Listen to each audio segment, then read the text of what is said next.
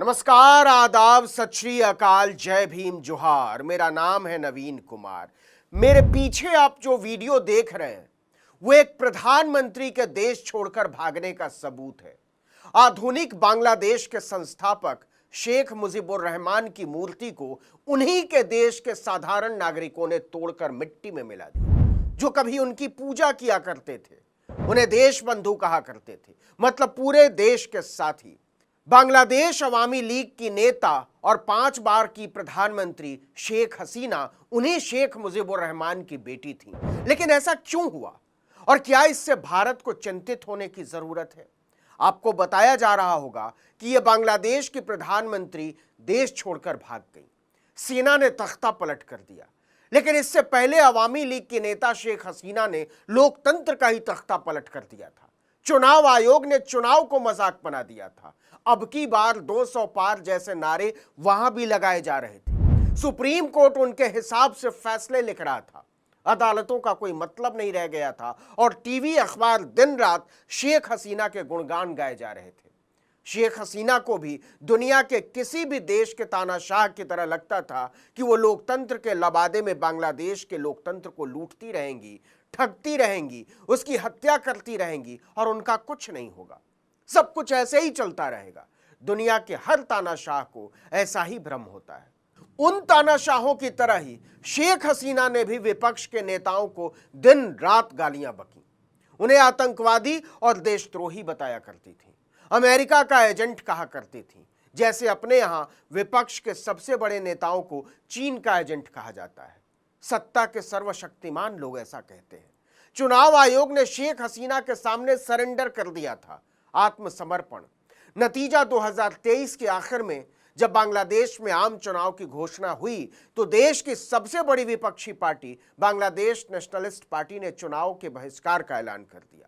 इसके 3 दिन के भीतर देश की सभी विपक्षी पार्टियों ने चुनाव के बहिष्कार की घोषणा कर दी। शेख हसीना की पार्टी के अलावा किसी को भी इस चुनाव प्रक्रिया पर भरोसा नहीं रह गया था। लेकिन चुनाव आयोग विपक्षी दलों को भरोसा दिलाने की बजाय, उन्हें चुनाव के लिए रजामंद करने की बजाय, निष्पक्ष चुनाव का वादा करने की बजाय, उनके साथ बैठक करने की बजाय शेख हसीना की कठपुतली की तरह काम करता रहा। शेख हसीना ने इसे अपनी जीत की तरह लिया और उन्हें लगा कि यह अच्छा ही हुआ, रास्ते के कांटे अपने आप हट गए। जैसे कांग्रेस मुक्त भारत के नारे उछाले जाते हैं, वैसे ही विपक्ष मुक्त बांग्लादेश का नारा लगा और टीवी चैनलों के दलाल दिन रात शेख हसीना के नाम पर कीर्तन करते रहे। चुनाव को निष्पक्ष दिखाने के लिए शेख हसीना ने लगभग 70 सीटों पर अपने ही कठपुतली उम्मीदवार यानी डमी कैंडिडेट उतार दिए। जुल्म की इंतहा यह थी कि चुन चुन कर शेख हसीना ने बीएनपी और दूसरे विपक्षी दलों के हजारों समर्थकों और नेताओं को जेलों में डाल दिया। उन पर भ्रष्टाचार के आरोप लगाए और उन्हें आतंकवादी, देशद्रोही बताकर उनके खिलाफ जनता को भड़काया। मतदान केंद्रों पर स्वतंत्र पत्रकारों को जाने नहीं दिया गया। सरकार के पिट्ठू पत्रकार जो शेख हसीना के पैरों में बिछे रहते थे, उन्होंने बांग्लादेश के ध्वस्त हो चुके लोकतंत्र और चुनावी तंत्र पर लोकतंत्र की चादर चढ़ा दी।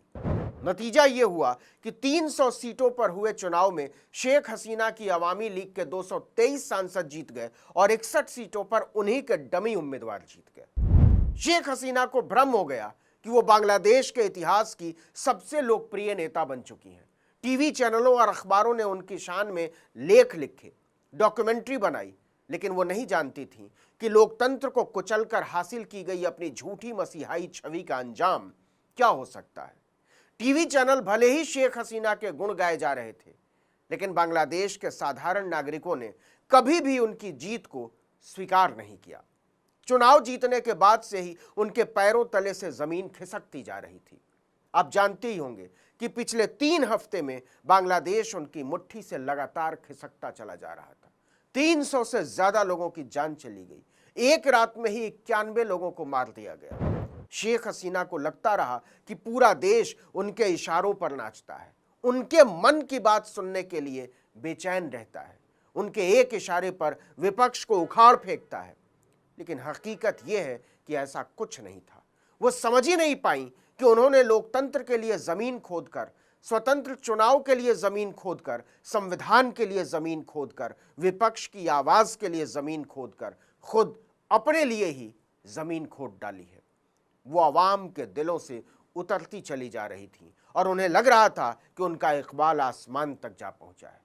लेकिन अंत में वही हुआ जो किसी भी तानाशाह का होता है।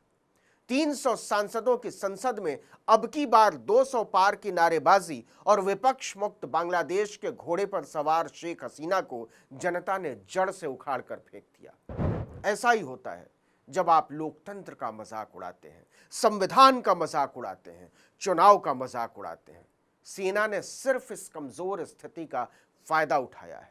शेख हसीना समझ ही नहीं पाई कि कब वो देश की सबसे लोकप्रिय नेता से अपने देश की सबसे बड़ी अपराधी में तब्दील हो चुकी है।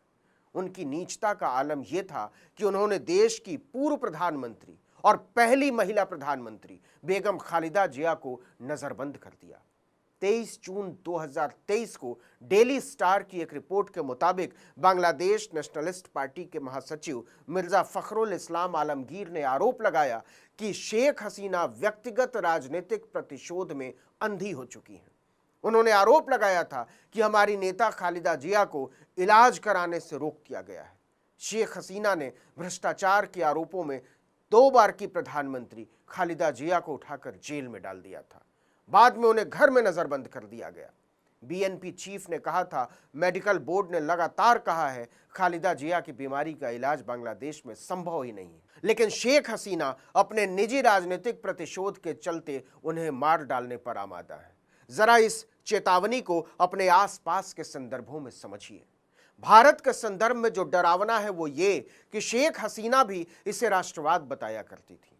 वो कहती थी कि पूरा विपक्ष भ्रष्ट है, विपक्ष के सारे नेता देशद्रोही और आतंकवादी हैं और वो बांग्लादेश को उन सब से मुक्ति दिलाने आई है।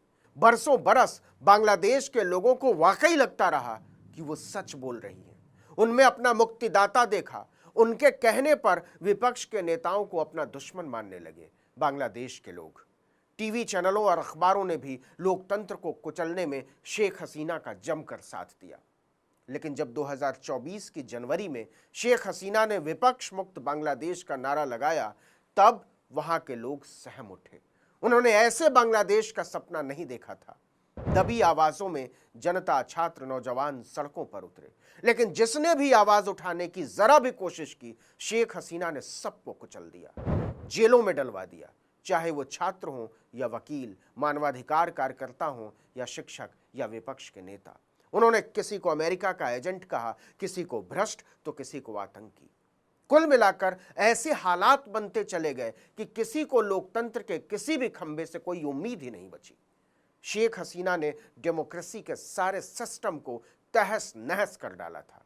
वो नहीं जानती थी कि विपक्ष को लेकर फैलाए गए उनके झूठ, चुनाव आयोग के फरेब, अदालतों की बेहयाई से उबी हुई जनता के सब्र का बांध जब टूटेगा तो उन्हें उसी बांग्लादेश से चोरों की तरह भागना पड़ जाएगा जहां विपक्ष के तमाम नेताओं को वो बेईमान बताया करती थी और जनता ताली बजाती थी।